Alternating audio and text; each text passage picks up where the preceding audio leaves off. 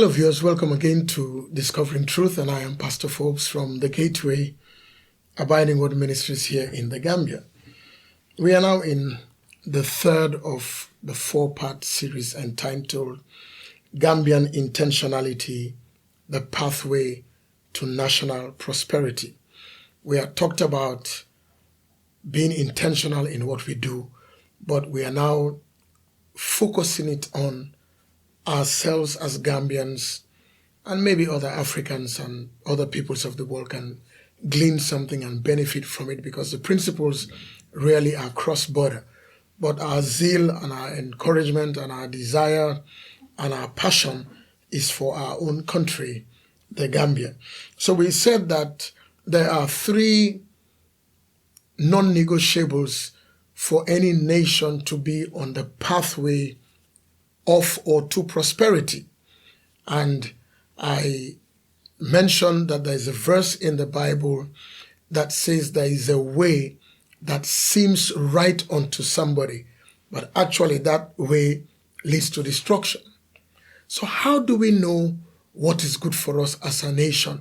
How do we know what is something we must embrace as a nation that would help us on the path of prosperity, economic prosperity, social prosperity, spiritual prosperity, of course, generational prosperity, social capital, and legacy for the generations to come? We identified these as three non-negotiables. The first was vision. You have to have a vision. A person, a family, a grouping, a village, a district, a local government area, a state, a region, and the country itself, a company, a school, a religious institution must have a vision. A vision being that sense of purpose and direction. A vision being the preferred future picture. You have a picture of a preferred future for yourself, and you do everything within your power as much as possible in determination, discipline, sense of focus, not breaking rank, and going towards that vision. So vision is a non-negotiable. In fact, it's the foundational, fundamental, basic thing for anything. And I told you that in the Bible, the book called Proverbs, after the Psalms, Proverbs has 31 chapters. In Proverbs 29, the 29th chapter, and verse 18, it says, where there is no vision, the people throw off restraint. So vision restrains. Vision has boundaries. Vision is a limiter. Vision is a focuser. Vision is a filter, like a sieve. You pass a lot of ideas and things you want to do, and people want you to do, and people think you must do, and society puts upon you, and religion puts upon you, and culture expects you to put it. When you pass them through your vision, which is a sieve and a filter, those that should happen will pass through the sieve in terms of your purpose, direction, your values, definition, etc. Those that should not will stay there. So in Proverbs chapter 29, verse 18, the scripture says, if you do not have a vision, the people run amok. As they say in English, if you don't know where you are going to, every road will take you there because you don't know where you're going to. Secondly, they say, if you don't know where you're going to, how would you tell when you get there? Because you don't have a destination. So how do you know you've arrived? So vision is non-negotiable. Vision is number one, is prominent, preeminent. You must have a vision. And of course, within the confines of a relationship that is a thriving one with Almighty God through the Messiah, Jesus Christ. That we cannot leave that out. We cannot trivialize it. We cannot minimize it. We cannot forget it. Because the vertical must be proper before you can have the horizontal. So you have to have a vision, a purpose, a raison d'etre, why you are here. You must have a picture, mental or otherwise, in your mind's eye of what you are going to be, where you are going to be, what the Gambia is going to be. Now, a vision is not just an idea people write down. Because just saying this, I remember somebody once said that, and the person said that in the 20th century, in the 1990s, Somebody said around 1996 or so that please, when we get to 2000, wake me up because I know all will be well. And you know why he said that? Because we had health for all by 2000, education for all by 2000, prosperity for all by 2000. There were all these cliches coming from all kinds of organizations, multilaterals, bilaterals, the donor agencies, the Bretton Woods. Everybody was 2000, 2000. Then there was going to be the Y2K bug. 2000 came, and here we are. Has HFA 2000 worked? Has EFA 2000 worked? Etc. And sometimes they'll tell you 25 to 2015. People keep buying time, as it were. But it's not so much time that makes up for it as it's information and transition, transformational behavior. So what is our national vision? We talked about that. We must have a vision. It must be espoused. It must be articulated. Going back again to the Bible, you cannot be wrong with the Bible. It says in the book of Habakkuk, Habakkuk, one of the last books of the Old Testament, the 39 books of the Old Testament, in chapter 2 from verse 1 to 4, the prophet Habakkuk said, I will stand my watch, look somewhere at the top and see what God will say to me. And God answered him and said, Habakkuk, write the vision, pen it down. Let people be able to see it, read it, understand it, and add wheels to it and run with it. We cannot run with what we do not have. We cannot run with what we cannot read. We cannot run with what we do not know happens. How can we tell that we have accomplished this point? We're on the medium term. We're on the long term. He said, write the vision and make it plain that everybody that reads it will run. So vision. The next non-negotiable and fundamental for us to get to the pathway of prosperity is the mission. Vision is always the what and maybe the where, what we want to be, where we want to head. Mission is the how. It's the how. And mission, usually, if you find a company's mission, it's normally just a one line, maybe 3 words. If you come to the Forbes Academy, my public speaking training outfit, our mission just says training, mentoring, and coaching in public communication. So all forms of public communication, we train, we mentor, we coach. So the mission is that one-liner statement that encapsulates the vision, the bigger picture, and is very direct. So anything that's not training, that's not mentoring, that's not coaching, is outside of the ambit of the Forbes Academy vision. What is the Gambia's vision and what is our mission? What one line can we say all Gambians know? Apart from the Gambia, no problem. I know we do have the smiling coast, but that's not a mission. So we have to intentionally develop or discover, develop, deploy this so that even to the 4-year-old, 3-year-old child, they are able to say the mission of the Gambia is ABC. 1, 2, 3. It's this, that, and that. Now you have the vision, you have the mission. Then what drives these two into manifestation intentionally is what we call the core values, the non-negotiable qualitative characteristics that are a must for every Gambian. So we might call it the core values, or if it were an institution, we'll call it the corporate culture. How do we behave? What is the corporate culture of the Gambia? What is the corporate culture of Abiding Word Ministries, the Gateway? What is the corporate culture of an institution, a bank, a market, whatever it is, a school? What is the corporate culture? What are the core values? What are the things that once you see them, they locate, they define the people that belong to that institution? What are those things that will say, this is a Gambian? Many years ago, we used to say the friendliness, and that's good, but friendliness cannot be core values for a vision. It must transmogrify into something else. And it's good to be friendly. And I think to some extent we still are. Not definitely as we used to be. Let's call a spade a spade. So vision, mission, and core values or corporate culture. So we looked at a couple in our last episode. We talked about the importance of planning and preparation, that every Gambian must plan and prepare. Because we said there are the 5 P's. Proper planning prevents poor performance. Proper planning prevents poor production.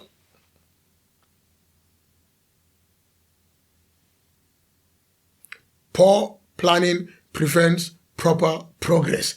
Any way you look at it, we have to be good at planning.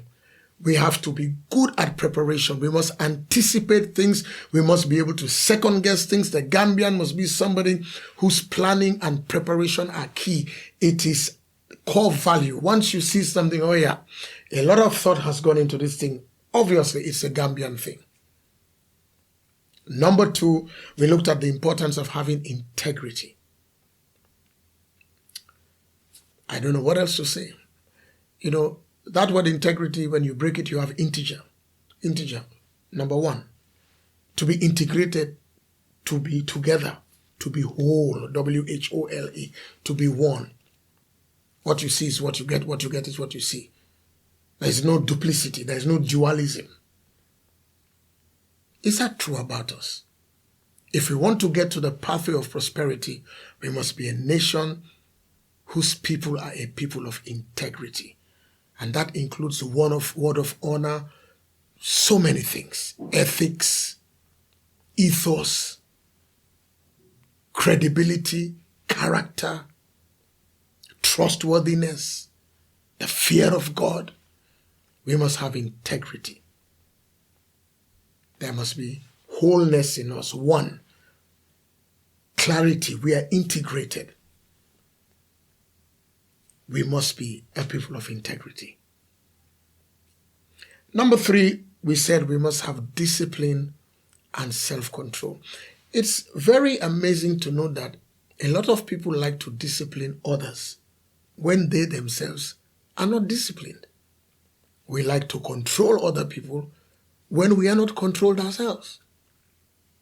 We like to punish people when we really should be punished. We love to correct people all the time when really all the fingers are pointing at us for correction.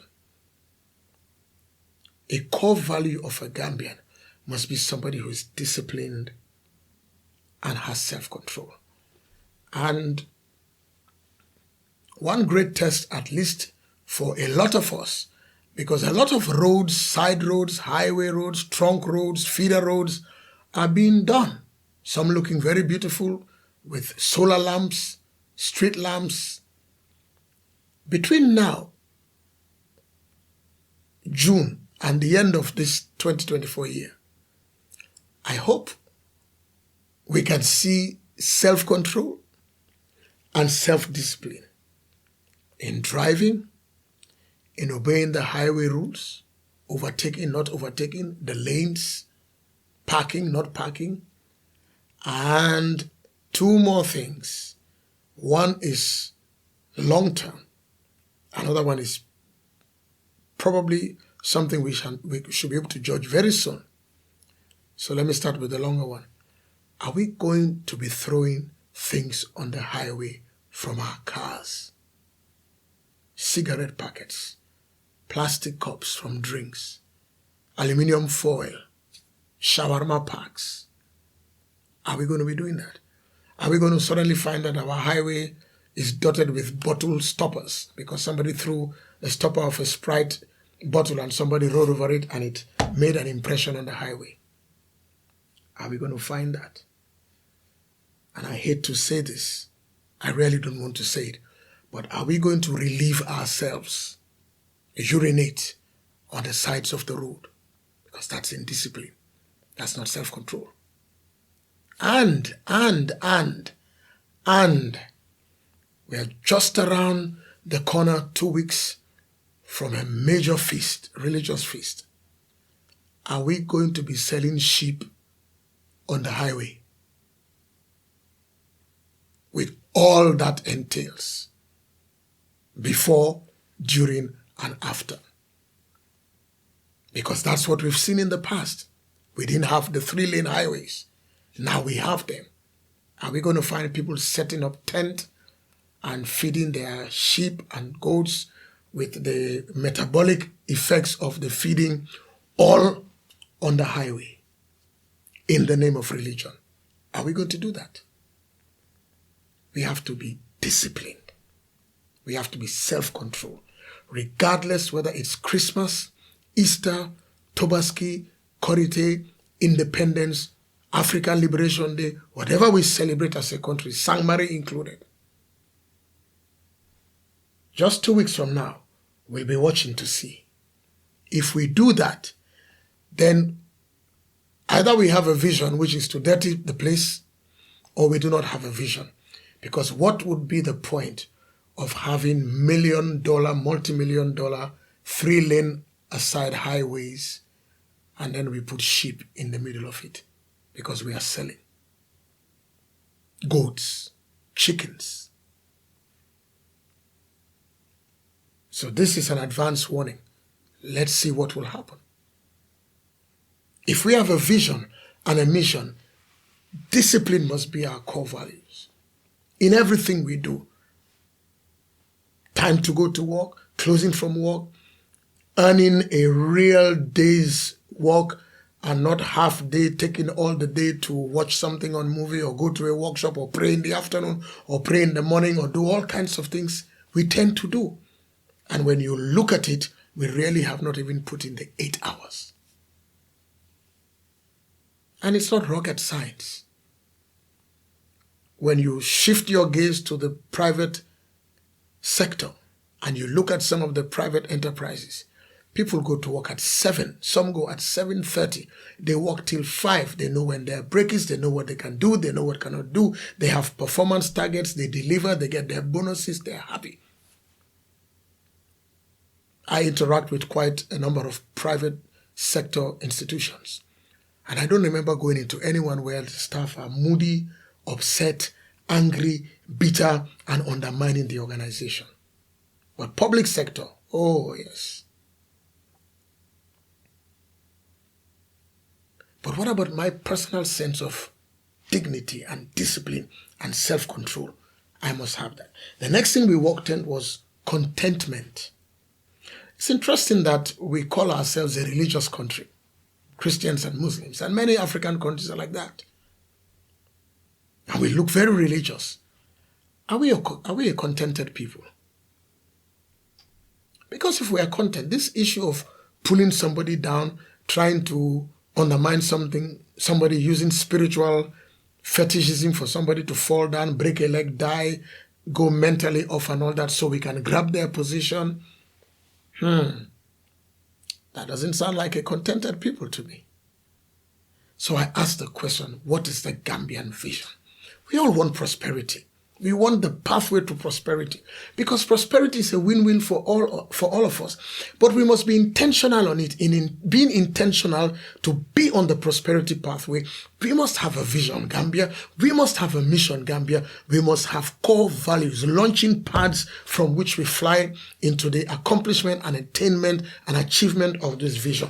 One is we must be a people who plan and prepare. Second is think, foresight, insight, hindsight, put things on paper and get it done. Number 2, we must be a people of integrity. Number 3, we must be self-disciplined, self-control. Number 4, we must be a contented people. A people who are not content will do anything. Steal, lie, kill, do anything. Undermine, destroy, because they have an insatiable desire for more, And even the little their neighbor has, they will want to take it. So you see somebody in a short space of time had 200 plus properties. How many will you sleep in? Even if you bequeath them to your children, how many? Somebody has 47 cars. How many do you drive? How many can you sit in at a time? Late Imelda Marcos had 3,000 pairs of shoes. and 1 pair of feet. And I don't believe Imelda Marcos went every day to a state function. If she did, at most, she would wear 365 pairs. She had over 3,000 pairs. Where do you keep them? And how do you remember the colors, which one to wear? Lack of contentment, greed, avarice, self-aggrandizement. You know, there's a verse in the Bible that goes like this: godliness with contentment is a great plus, is a great gain. Don't just be a godly person. Don't beat your chest that you're godly. Be content. There are people who have wanted more and more until they slumped and died. They wanted more, they wanted more, they wanted more. They are agitated, they want more, they want more. And their heart beat too fast and they slumped and died. To be content. You can't eat it all, you can't have it all, you can't be it all. What is the Gambian vision? Is it one of contentment? Contentment doesn't mean you lack desire and ambition. You have it, but you know that you are not the best star in the sky. You know that let others come along, so it becomes a win-win. Are we a people with contentment? Or are we angling always? Angling always, angling. Because in life, you know, you hear the phrase, follow the money. Sometimes the money gets you to jail. You don't always follow the money. Follow purpose. Follow integrity. Follow kindness. Follow servant leadership. So follow generosity. Follow humility. Follow peace. Follow love. So, contentment. We should not be bedeviled by inordinate desires to have what other people have by force. The next one, sacrifice and service, is a good launching pad for a mission to become a vision. Because nobody gets anywhere great without passing through the pathway of sacrifice and service. And that's why sometimes inherited wealth is a danger. Because it is not acquired wealth. It's not something we worked for and sweated for. It was handed over to us on a silver platter. So we did not understand, and we do not understand the importance of sweating, thinking, determination, going through tough times to emerge successful. If we're going to be a great nation that is on the pathway to prosperity, we must be intentional in our service or serviceability and our readiness and willingness to sacrifice. And if I borrow a phrase from the national anthem, our national anthem, we sacrifice for the common good of all of us. Number 6, if we are going to go on the path of prosperity with intentionality as Gambians, we must have a sense of honor and respect. You know, I shudder, ladies and gentlemen. Occasionally I scan social media and I shudder to see the language, the vitriolic language, the way we handle one another. And I keep wondering, is this the same country I was born in and grew up in, where we honored elderly people, even if we had diverse opinion? There is a way we spoke with reverence and dignity and respect, and we were disagreeable without being disagreeable, and but we vent, we insult, we curse shockingly at all levels. One of the easiest things you see is to just drive your car slowly by students. They will bang the back of your car, shout at you, "Hey, don't have Nanka," do all kinds of things. And you wonder. And in school uniform too. Sometimes schools with good reputation, so-called. We must have honor and respect.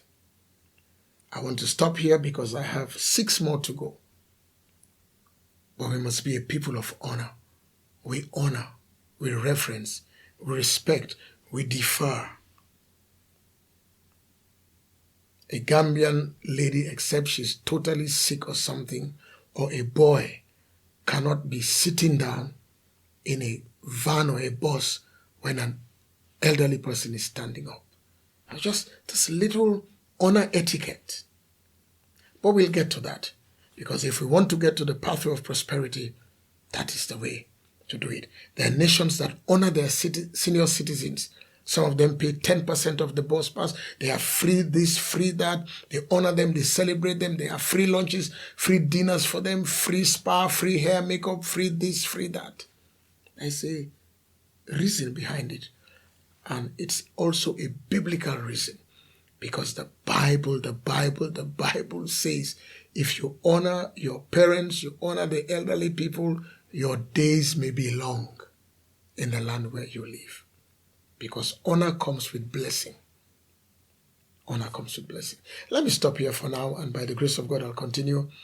And so until I come next week, by God's grace, we'll continue with the next half and wrap it up.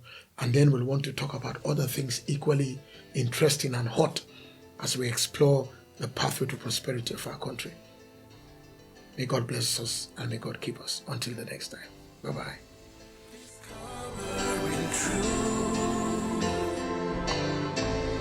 Discover